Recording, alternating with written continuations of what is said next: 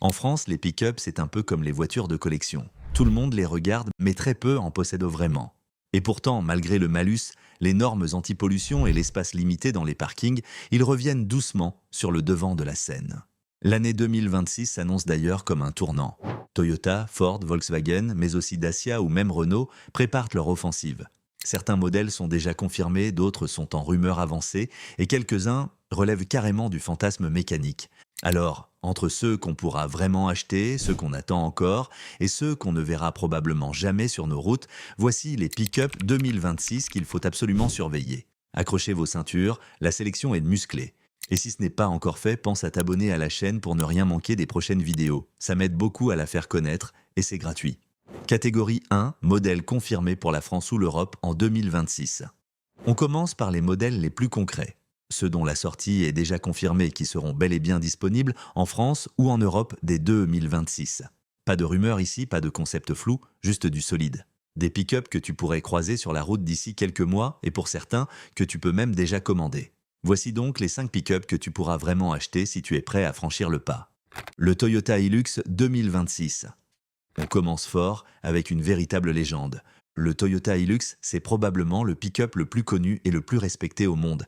Il est solide, fiable et il a fait ses preuves sur tous les terrains, du désert au chantier. Et pour 2026, Toyota prépare une version mise à jour avec un design plus moderne, une finition améliorée et surtout un système hybride léger.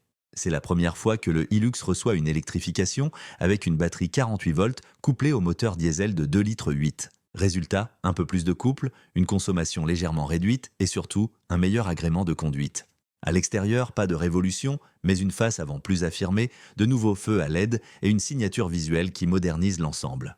À l'intérieur, Toyota a écouté les critiques. Les plastiques durs laissent enfin un peu de place à des matériaux plus valorisants et l'ergonomie a été repensée. Côté sécurité, le Hilux 2026 embarque toutes les aides à la conduite moderne. Freinage d'urgence, maintien dans la voie, régulateur adaptatif.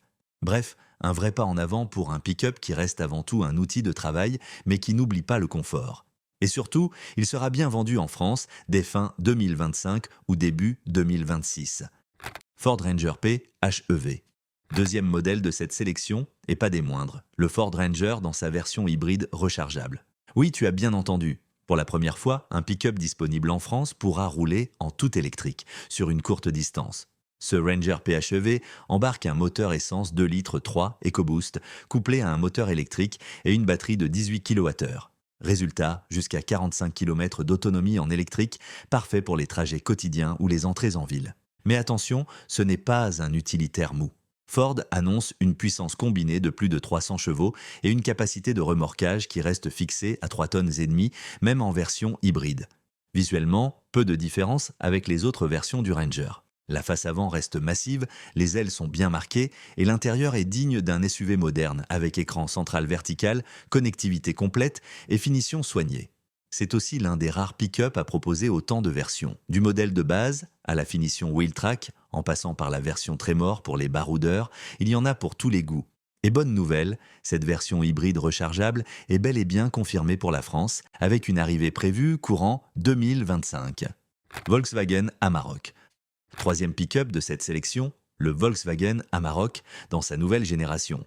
Alors oui, il est déjà commercialisé depuis 2023, mais c'est bien en 2026 qu'il atteindra sa pleine maturité sur le marché français. Pour ceux qui ne le sauraient pas, ce nouvel Amarok partage sa base technique avec le Ford Ranger.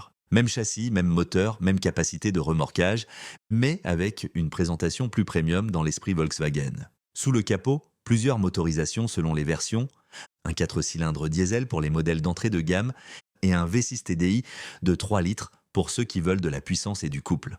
À l'extérieur, le style est massif, carré, avec une signature lumineuse très marquée à l'avant.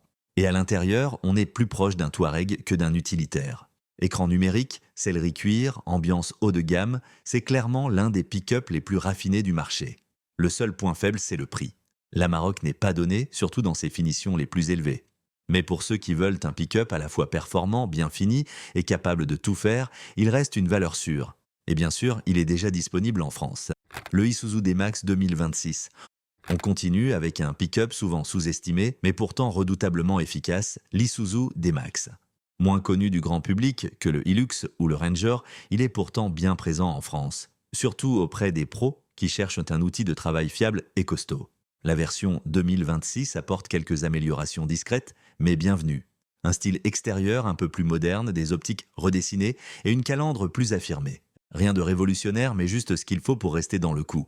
Sous le capot, on retrouve le moteur diesel 1,9 litre, robuste et économique, capable de tracter jusqu'à 3,5 tonnes selon la version. Ce n'est pas le plus puissant du marché, mais il est éprouvé, simple à entretenir et très bien calibré pour les terrains difficiles. À l'intérieur, c'est sobre, mais de mieux en mieux fini. La version haut de gamme reçoit un grand écran central, une caméra 360 degrés et même des aides à la conduite comme le freinage automatique ou l'alerte angle mort.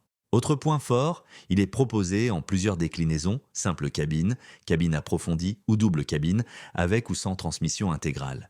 Et surtout, il est bien homologué et vendu en France sans passer par des importateurs exotiques.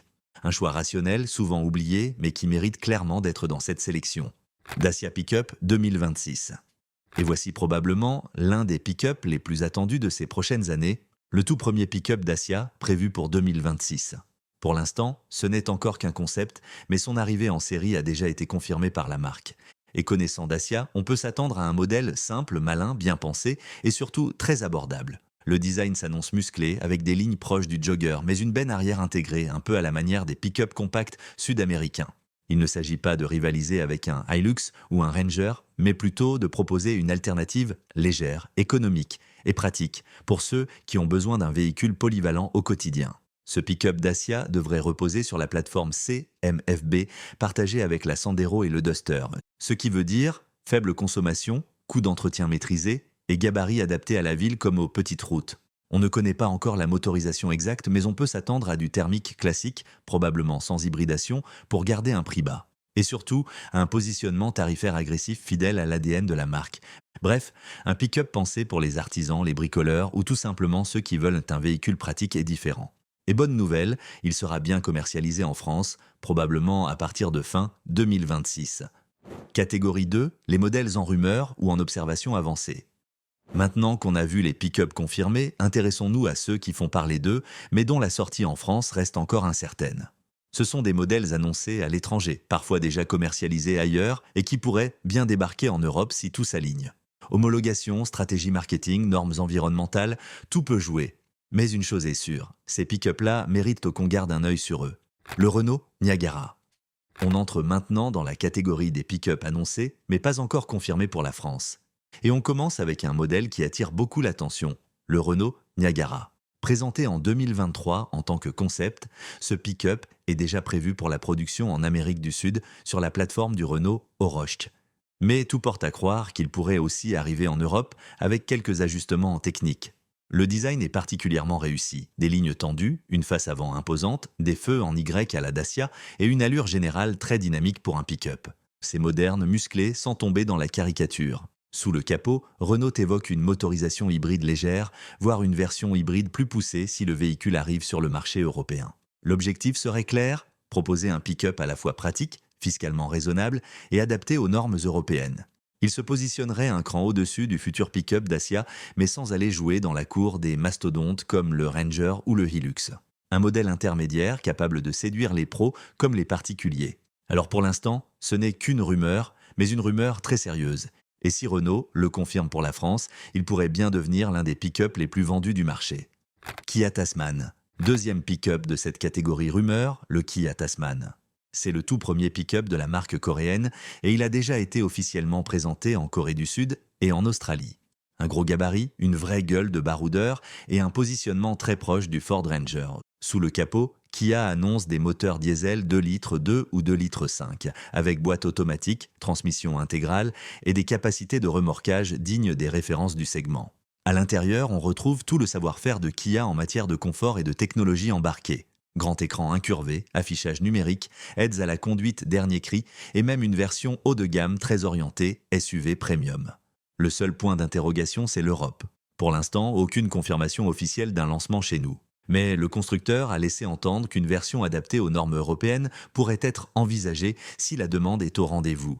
Et avec la montée en puissance des pick-up hybrides et électrifiés, on peut imaginer une déclinaison plus sobre, moins taxée et plus adaptée au marché français. Alors, rêve ou réalité? Difficile à dire pour l'instant. Mais si Kia décide de franchir le pas, le Tasman pourrait bien devenir le nouveau challenger sérieux du segment. Catégorie 3, pour le plaisir des yeux, les pick-up qu'on ne verra, probablement, jamais en France. Des pick-up hors normes, puissants, suréquipés, parfois démesurés, qui font rêver les passionnés, mais qui n'ont pratiquement aucune chance de rouler un jour sur nos routes. Entre gabarit XXL, moteur trop gourmand ou simplement absence d'homologation européenne, ils restent réservés à d'autres marchés. Mais ça ne nous empêche pas de les admirer. Parce qu'avouons-le, parfois, juste pour le plaisir des yeux, ça vaut le détour. Toyota Tundra. Il y a des véhicules qui imposent le respect rien qu'en les voyant. Et la Toyota Tundra fait clairement partie de ceux-là. C'est un pick-up taille extra large conçu pour le marché nord-américain avec tout ce que cela implique. Gabarit impressionnant, moteur surpuissant et look de tank prêt à avaler les kilomètres. Dans sa dernière version, la Tundra embarque un V6 biturbo de 3,5 litres couplé à une hybridation légère. Résultat, plus de 350 chevaux sous le capot et une capacité de remorquage qui dépasse les 5 tonnes. C'est tout simplement monstrueux. À l'intérieur, c'est le grand luxe. Siège massant, écran géant, systèmes audio haut de gamme et une finition qui n'a rien à envier aux gros SUV premium. Mais voilà, avec ses dimensions hors normes, ses émissions de CO2 bien au-delà des seuils français et un malus écologique qui exploserait tous les compteurs, la Tundra ne sera jamais commercialisée en France. Et c'est bien dommage, parce que malgré tout, ce genre de pick-up fait encore rêver beaucoup d'amateurs. Honda Ridgeline, dernier pick-up de cette sélection, est sans doute l'un des plus originaux, la Honda Ridgeline. Un pick-up, oui, mais pas comme les autres. La Ridgeline, c'est l'anti-Hilux. Pas de châssis-échelle, pas de moteur diesel rugueux, pas de look agressif. Ici, tout est pensé pour le confort, la fluidité et une conduite proche de celle d'un SUV. Sous le capot, on trouve un V6 essence de 3,5 litres couplé à une transmission intégrale intelligente. C'est souple, silencieux et redoutablement efficace pour les trajets du quotidien. La benne, elle, cache un coffre verrouillable intégré, un système audio externe et même une prise secteur pour alimenter un appareil sur chantier ou en bivouac. C'est clairement un pick-up de loisirs, pensé pour les marchés nord-américains. À l'intérieur, l'ambiance est haut de gamme, siège chauffant, grand écran tactile, matériaux soignés. On est très loin de l'utilitaire basique. Mais comme pour le Toyota Tundra, inutile d'espérer la voir débarquer en France. Pas de diesel, pas d'homologation européenne et une fiscalité qui la rendrait intouchable. La Honda Ridgeline restera donc un pick-up qu'on admire de loin, mais qui, dans le fond, aurait peut-être sa place sur nos routes. Alors, entre les modèles confirmés, les rumeurs sérieuses et ceux qui nous font simplement rêver, on peut dire que le marché des pick-up s'apprête à vivre une belle évolution. La France reste un terrain compliqué pour ce type de véhicule, mais certains constructeurs semblent bien décidés à proposer des alternatives réalistes, efficaces et parfois même électrifiées. Et toi, lequel de ces pick-up t'a le plus donné envie ? Lequel tu verrais bien dans ton garage ou sur ton chantier? Et que penses-tu de ce genre de véhicule sur les routes d'Europe? Et si tu veux soutenir la chaîne, pense à t'abonner, à mettre un petit pouce bleu et à activer la cloche pour ne rien manquer des prochaines vidéos. À très vite sur Automalin.